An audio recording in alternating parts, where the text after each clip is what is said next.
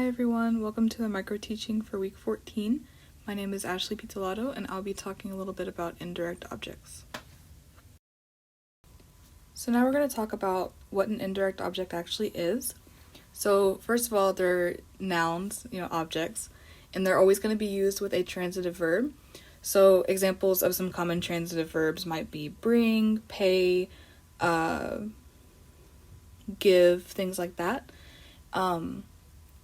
So the difference between a direct object and an indirect object is that a direct object is the noun that's receiving the action of the verb, and an indirect object is the noun that receives the direct object itself. So in the example I have below, I have Sally gave Jack a present or Sally gave a present to Jack. Both are correct.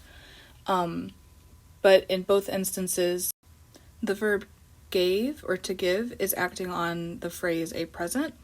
So that makes a present the direct object, and since a present is being given to Jack, Jack is receiving the actual direct object.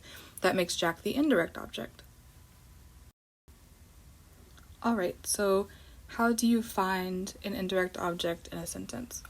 So first you're going to want to look for the direct object, which is going to be whatever's receiving the action. So you're going to want to figure out what is taking the action of the verb, and then you're going to want to look for what's receiving the direct object. So in the examples I have below, I have the teacher gave a good grade to his student. So the teacher is giving a grade, which means grade is the direct object, and the grade is being given to the student. So student is receiving the direct object, in this case the grade, which makes student the indirect object. So in the next one, we have Amy threw the ball to John. So Amy is throwing the ball, so the ball is taking the action, and John is receiving the ball, which makes John the indirect object. So the last one, we have the dog brought a toy to the kitchen.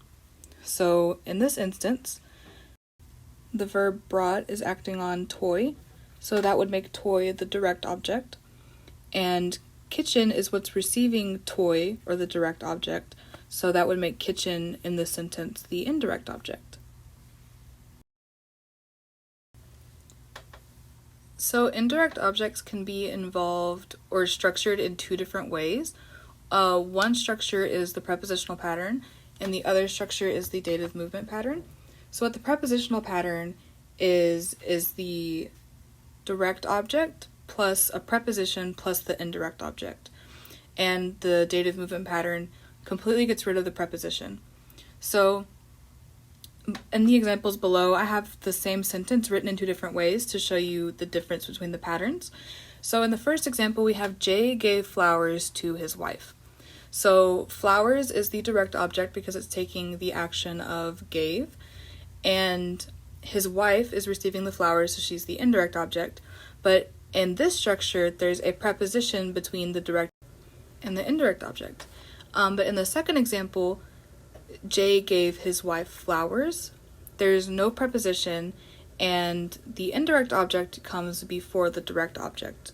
So the word gave is still acting on flowers because he gave flowers, but flowers is put at the end of the sentence instead of right next to the verb. To recap, the prepositional pattern involves a preposition, and the pattern is a verb plus direct object plus preposition plus indirect object.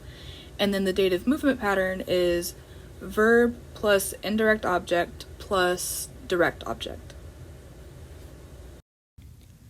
So now I have some practice examples. So number 1 is Sarah made chili for Jason. 2, Dean made sure to give food to his cat. 3, Carl was surprised when his dog brought a stick in the house. And 4, the squirrel buried an acorn under the leaves. So for each of these sentences, I want you to think about what is the direct object and what is the indirect object. And the answers will be posted in just a second. So here are the answers to the last 4 sentences I just posted. The direct objects are highlighted in red and the indirect objects are highlighted in green. I hope you understand a little bit more about indirect objects, and if you have any questions, you can contact me at apizzolato@murraystate.edu. Thank you.